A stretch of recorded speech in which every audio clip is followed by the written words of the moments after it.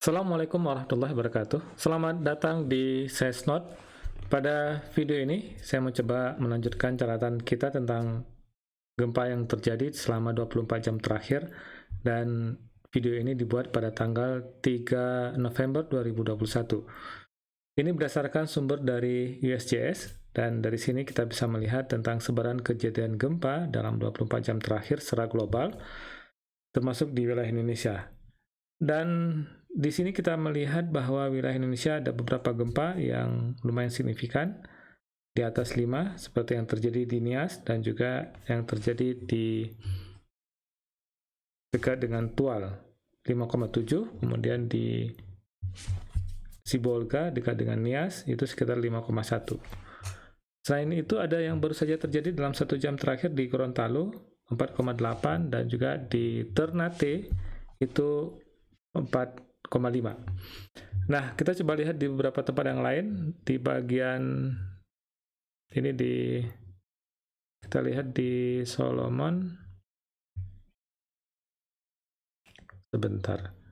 Nah, kita lihat di wilayah yang lain. Ini saya coba zoom in. Ini di Vanuatu. Gempa dalam sekitar 219 km. Magnitudo 5,0. Kemudian ini di Fiji, di wilayah Fiji, dan ini di Tonga, dan ini juga di wilayah Fiji, sekitar 5,7 magnitudo gempanya. Selain itu di bagian yang lain, kita lihat di wilayah ini akibat adanya aktivitas dari sesar San Andreas di wilayah Amerika, di dekat dengan California dan Los Angeles. Berikutnya ada satu gempa di Meksiko, dekat dengan Meksiko, kedalaman 10 km, dan di Puerto Rico masih ada beberapa gempa di sana. Kemudian berikutnya ada di 5,7 di Chili, dan ini mengakibatkan seismik sekitar MMI 4 yang dirasakan gempanya. Nah, berikutnya saya akan coba fokus di wilayah Indonesia. Kita coba lihat di wilayah Indonesia ada setidaknya dalam 24 jam terakhir itu ada 7 kejadian gempa. Yang pertama yang lumayan signifikan itu di Tual, itu 5,7, kedalaman 89,3 km. Gempa ini tentu tidak memberikan dampak yang serius ya, karena relatif dalam, kemudian jauh dari pemukiman di tengah laut kondisi gempanya, dan kedalaman sumber gempanya 5,7. Nah, kalau kita lihat dari webnya INATWS, gempa yang terjadi di Banda ini, di Laut Banda, gempa ini terpicu oleh adanya aktivitas sesar. Ini masih loading. Nah, ini posisi gempanya 118 km kalau dari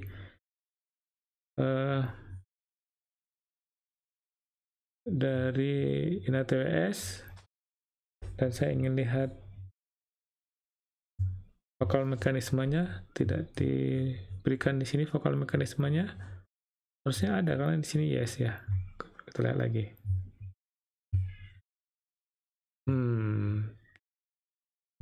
Tidak ada vokal mekanismenya, tapi kelihatannya sesar naik kelihatannya. Atau kita lihat dari Telegram. Kalau dari Telegram BMKG dirilis bahwa gempa yang terjadi di Tual ini adalah memiliki mekanisme. Bentar, kita coba lihat di sini. Nah, ini di Tual. Sebentar, saya lihat di sini. Oblique thrust fault, jadi sesar naik, jadi oblique thrust fault. Jadi magnitudo gempanya 6,1 di Laut Banda, tidak berpotensi tsunami. Kemudian dari 6,1 dari informasi awal, BMKG melakukan koreksi menjadi 5,9. Kedalamannya 118 km. Dan kita coba perbesar tulisannya supaya bisa terlihat dengan jelas.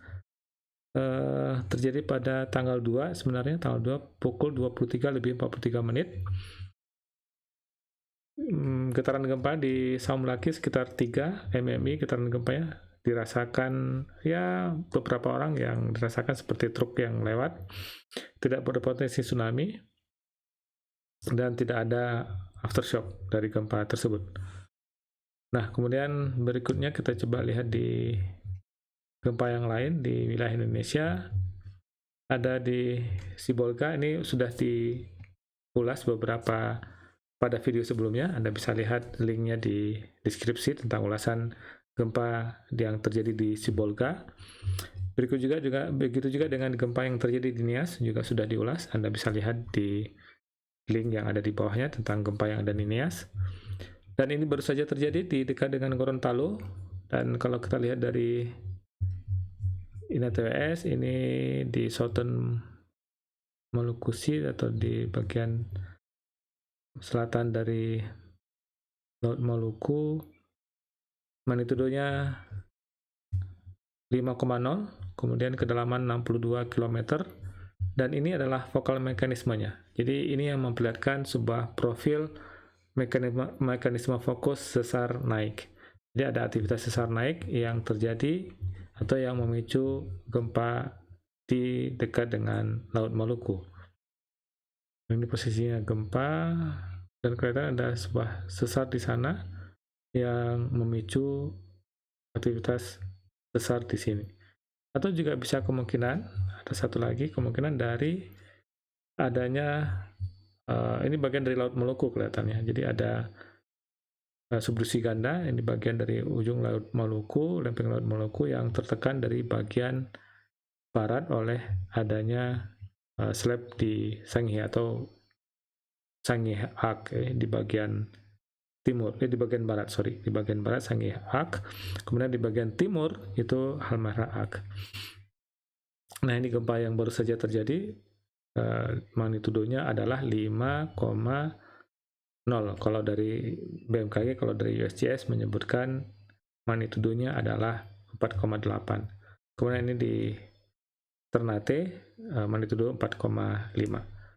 Nah, kita lihat secara umum memang ada beberapa gempa yang terjadi di wilayah Indonesia, namun dari rangkaian gempa yang terjadi selama 24 jam terakhir, tidak ada gempa yang memberikan dampak getaran atau kerusakan yang signifikan. Ya, paling besar adalah 5,7 itu di Tual, kemudian ada di dekat dengan Sibolga sekitar 5,1. Baik, demikian catatan gempa yang terjadi di wilayah Indonesia dan juga secara global yang terjadi pada tanggal 3 November 2021. Semoga bermanfaat. Salam sehat selalu. Assalamualaikum warahmatullahi wabarakatuh.